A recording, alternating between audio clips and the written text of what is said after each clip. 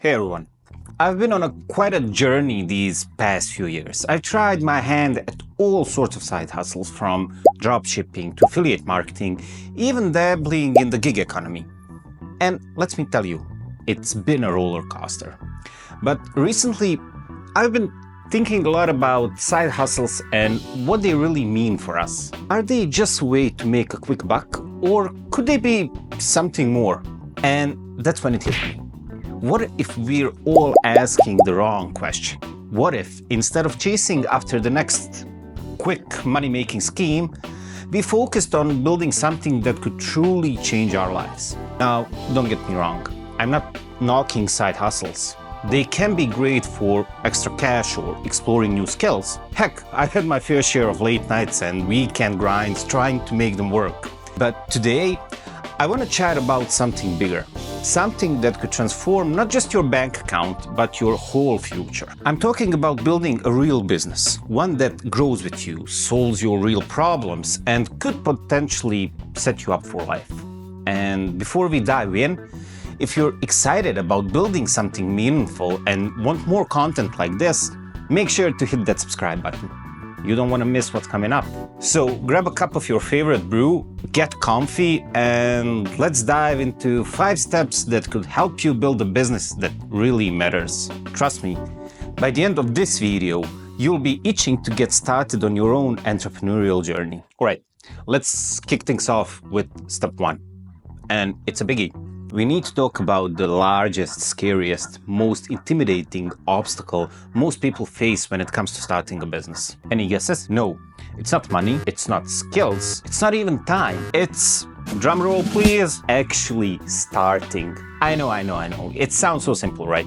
But let me tell you a little story. Before, when I was first toying with the idea of starting my own business, I was the king of procrastination. I had this notebook, and look at this thing.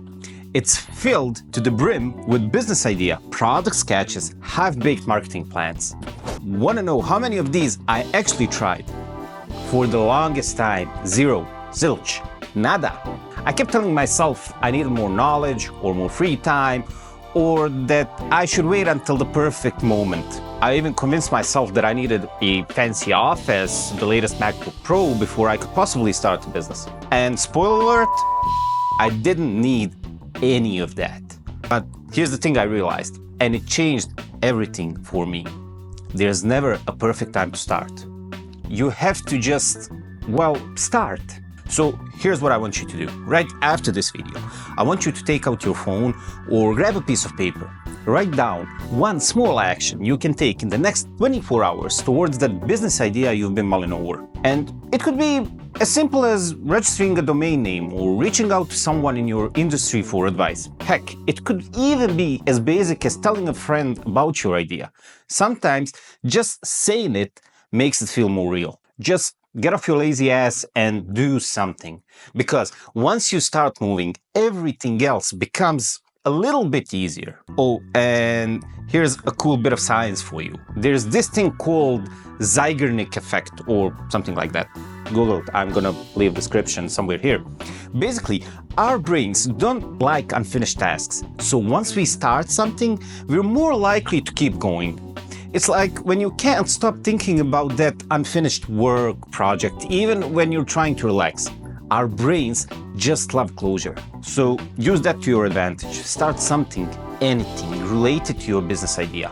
Your brain will thank you for it, and you'll be one step closer to making your dream a reality. Now, on to step 2. This is where things get really interesting. I want you to become a problem detective. You see, every great business solves a real problem. But here's the cool part. You don't need to solve world hunger or invent the next iPhone. Sometimes the best businesses come from fixing those small, everyday issues we all deal with. Now, let me share an inspiring example that you might not have heard before. Have you ever heard of Scrub Daddy? It's a smiley face sponge that's now a multi-million-dollar business. The founder, Aaron Cross, wasn't trying to revolutionize the world. He was just trying to clean his hands after working on cars. Krause was actually in the auto detailing business and found that regular sponges weren't cutting it when it came to cleaning his hands of, like tough grease and grime. So he created a unique, foam sponge that could change texture based on water temperature. And it worked great for his hands, but he soon realized that it was even better for cleaning dishes and other household items. Now, what started as a solution to his own problem turned into a product that resonated with millions of people. Scrub Daddy appeared on Shark Tank in 2012 and has since become one of the show's biggest success stories. And it made over 200 million in sales. Now, this story shows us that sometimes the best business ideas come from our own everyday frustrations. Krauss didn't set out to disrupt the cleaning industry. He just wanted to clean his hands after a day's work. But by solving his own problem, he created a solution that millions of others found valuable too. So here's your mission for the next week. I want you to become hyper-aware of those problems around you. Every time you feel frustrated by something or hear a friend complain, jot it down in your notes app. Is there a product you wish existed? A service that could make your life easier? A solution to common annoyance in your industry? Write it all down. I actually did this exercise a few years ago, and you know what? That list became a gold mine of business ideas. Some were rubbish, for sure. I mean, a device that automatically separates Oreo cookies. Maybe not my best idea, but a few were genuinely promising and led to some exciting projects. By the end of the week, I bet you'll have at least a dozen potential business ideas. And who knows, one of them might just be your ticket to building something amazing. Remember, you're not just looking for any old problems. You're looking for problems that affect a significant number of people or a small number of people who would pay a lot to solve it. Also, you're looking for problems that occur frequently and have a clear negative impact like financial impact, emotional, time, etc. And also aren't being adequately solved by existing solutions. So keep your eyes peeled, your ears open, and your note-taking app ready. Your $1 million idea might be hiding in plain sight. Alright, now we're getting to the fun part. Step 3 is all about creating your first solution. And I'm going to let you in on a little secret. It doesn't have to be perfect. In fact, it shouldn't be. There's this concept in the startup world called the minimum viable product, or MVP. It's actually the simplest version of your solution that actually solves the problem. And when I say simple, I really mean simple. Now, let me share another example that might inspire you. Have you heard of Spanx? Yeah? No? Okay. It's now a $1 billion shapewear company, but it started with a very simple idea. The founder, Sarah Blakely, cut the feet of her pantyhose to wear under white pants. And that's it. That was her first product. She wasn't trying to create a fashion empire. She just wanted to look good in her clothes without visible panty lines. But that simple solution resonated with so many women that it grew into a massive business. When I started my first product, it wasn't that really polished. Oh no, not at all. It was, well, let's just say it was rough around the edges. But you know what? It worked. People found value in it, and I got invaluable feedback that helped me improve. So here's what I want you to do. Take that problem you identified in step 2 and sketch out the simplest possible solution. And don't worry about making it fancy. Just focus on the core function. Ask yourself, what's the absolute minimum this needs to do to solve the problem? Can I create a manual process first before automating? Or is there a way to test this idea without building anything? Then give yourself a deadline. Let's say 2 weeks from now. And try to have a working prototype or even just a detailed plan ready. And remember, perfect is the enemy of done. Your first version just needs to work. It doesn't need to be pretty or have all the bells and whistles. Oh, and there's a great quote from Reid Hoffman. He's the founder of LinkedIn. And he said, if you're not embarrassed by the first version of your product, you've launched too late. So don't be afraid to put something out there that's a bit rough around the edges. So the key here is to create something quickly that you can get feedback on. Because let me tell you, the product or service you end up with might be very different from what you initially imagined. And that's okay. That's part of the process. So start simple, iterate quickly, and don't be afraid to put your idea out into the world. You might be surprised at how much people appreciate even an imperfect solution to their problems. Come here. Now, this is where it gets really exciting. Step 4 is all about making your first sale. And let me tell you, there's nothing quite like that feeling. I still remember the first time someone bought my product. It wasn't a lot of money. I think it was something like 27 or 30 bucks. But you know what? It felt like $1 million. It was proof that someone out there valued that I had to offer. I actually took a screenshot of that first sale notification, and I still look at it sometimes when I need a boost of motivation. Now, you might be thinking, I'm not ready yet, I'm not ready to sell yet, my product isn't perfect, and trust me, I felt the same way. I was terrified of putting my work out there, worried that people would laugh or call me a fraud. But here's the truth. You learn more from one paying customer than from 100 people who say they might buy someday. Think about it this way. When someone pays you, they're not just giving you money. They're giving you validation. They're saying, yes, this problem is real, and yes, I believe your solution is worth paying for. That's incredibly powerful information. Here's your challenge. I want you to set a price for your solution. It doesn't matter if it's $5 or $500. What matters is that it's not zero. Then give yourself 30 days to make your first sale. Now, I know what you're thinking, but how do I find customers? Well, here are a few ideas. First, you can start with your network. Tell friends, family, colleagues about what you're doing. Then, social media, of course. Share your journey of building your product or service. Then, find online communities where your potential customers might hang out. Reddit, Facebook groups, forums. Be helpful first, and then mention your product when relevant.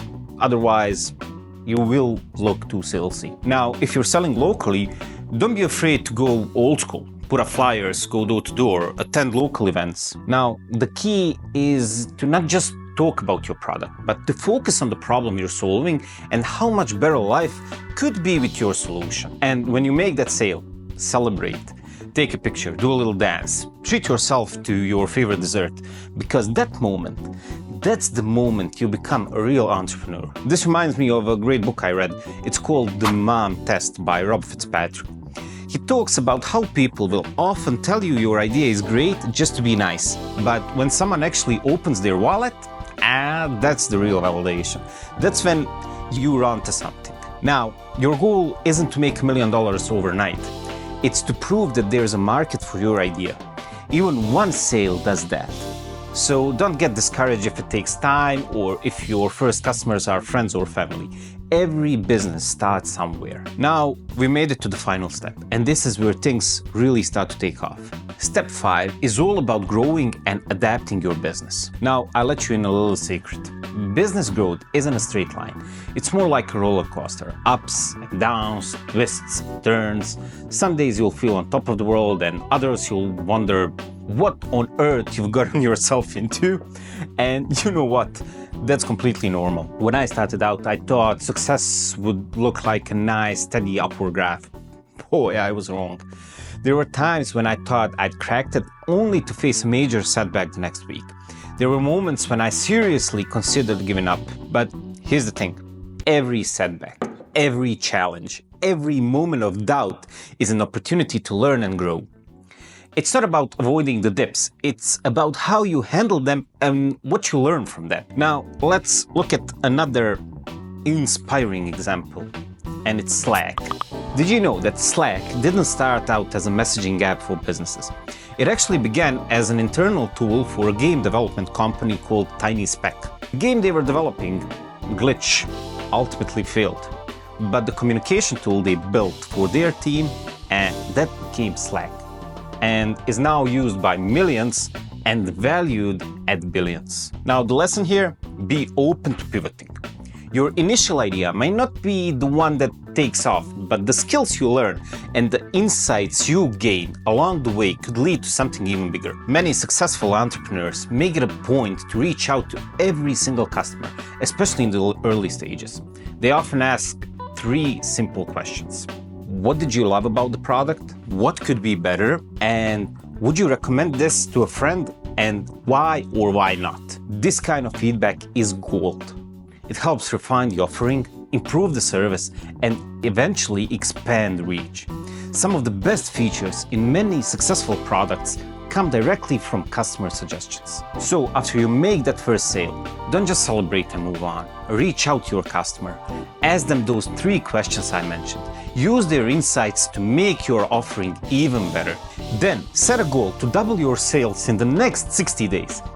It might seem daunting, but remember, you're not starting from zero anymore. You've proven there is a market for your idea. Now it's about reaching more people and serving them better. Here are a few strategies to help you grow. First, ask for referrals. Happy customers are often glad to spread the word. Now, explore partnerships. Are there complementary businesses you could work with? That's also a good idea. And the most important is to keep improving your product based on feedback. But it's not the last. Then, test different marketing channels to see what works best for your business. And, of course, start building systems to make your processes more efficient. Now, this journey isn't just about selling more. It's about creating something that truly helps people, that solves real problems. That's how you go from a side project to a life-changing business. This reminds me of something that I read in Shoe Dog, Phil Knight's memoir about founding Nike. And he said, "The cowards never started and the weak died along the way." That leaves us, ladies and gentlemen, us. Every successful business you admire started exactly where you are right now. They faced doubts, setbacks, and challenges. But they kept going, kept learning, kept adapting. And that's exactly what I know you can do too. Wow, we covered a lot, haven't we? From taking that first step to growing your business. But remember, this journey is yours to take. Every success story you've ever heard about started with someone just like you deciding to take action. They weren't special or chosen, they simply started and kept going one step at a time. I want you to know something. Building a business isn't always easy. There will be times when you doubt yourself, when you face setbacks, when you wonder if it's all worth it. But let me tell you from personal experience, it absolutely is. The satisfaction of building something from nothing, of solving real problems for real people, of creating value in the world, there's nothing quite like it. And the best part, you have it in you to do this. Yes, you. The fact that you're here listening to this means you have that spark that drives to create something meaningful. So what do you say? Ready to take these 5 steps and put some action in? I'm going to be waiting for you in the comments below. See you in the next video. Bye.